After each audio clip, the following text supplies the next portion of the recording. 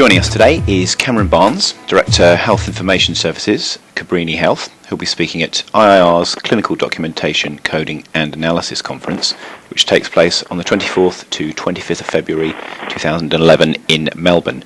Cameron, thanks for joining us today. No worries. Thanks, James. First of all, what are your thoughts on the current state of clinical coding and documentation in Australia? Well, it's hard to talk on the whole of Australia without generalising, but in regard to coding, there's no doubt there's a major risk that there will be, an inadequate workforce to meet demand in the short and medium term at least. And as activity-based funding is rolled out nationally, there will be an increased need for coding and associated skills, and this could enable those who position themselves strategically to become a vital resource both within their own state and nationally. And this is particularly true for individuals in states that have historically had activity-based payment models such as Victoria and to a lesser extent some other states. In regard to documentation, that varies even more so. I think there's pockets of excellence in many hospitals, but there are also hospitals that continue to struggle to have discharge summaries completed or even adequate progress notes. And the impact of the electronic health record on documentation is also an issue that needs to be addressed with the hope that it may actually improve compliance for those hospitals that have rolled out that solution. What do you think needs to be done to rebuild the coding service? Well, at Cabrini Health, the rebuilding of this important service is centred on a number of important key performance indicators. This was done in conjunction with the integral requirement of being at or close to the required coding EFT profile. So that's really where you have to start, and that is problematic in the first place, and also having a structure that enables the KPIs to be achieved.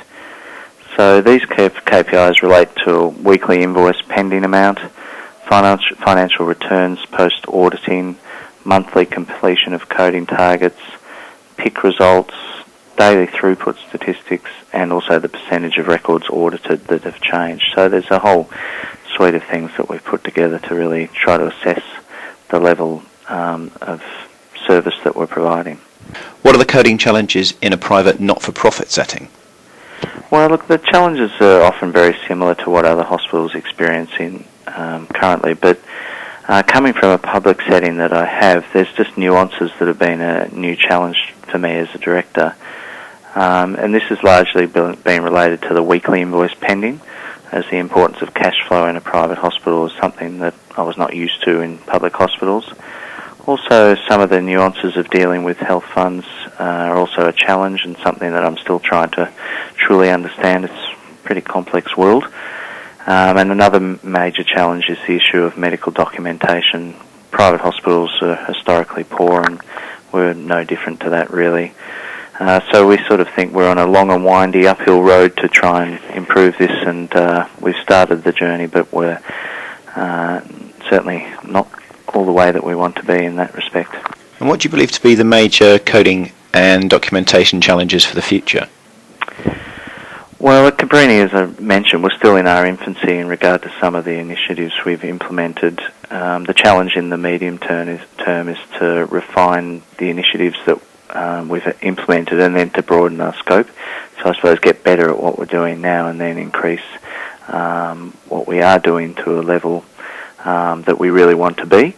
And we need to increase our auditing and to ensure there's a balance between quality and quantity. We're also about to implement Code Finder in late November, which will be a short-term challenge and something that we're looking forward to, but obviously is going to be something we need to get used to and also balance throughput at the same time. And also just retaining our current coding profile is a major challenge. We need to retain our good staff and ensure that they are happy in their work environment.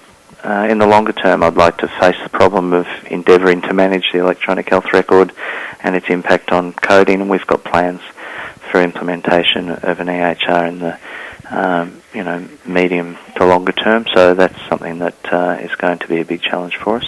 You're speaking at IIR's Clinical Documentation, Coding and Analysis Conference, which takes place on the 24th to 25th of February 2011 in Melbourne. What will be the focus of your presentation?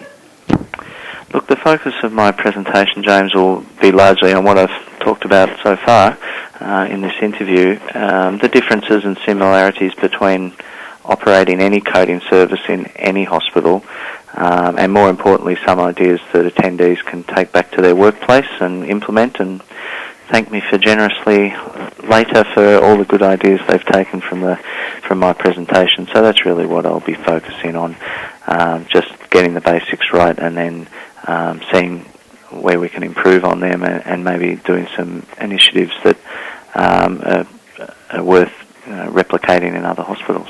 Cameron Barnes, many thanks for your time. No worries, James. Thanks for talking, and I'll see you in February.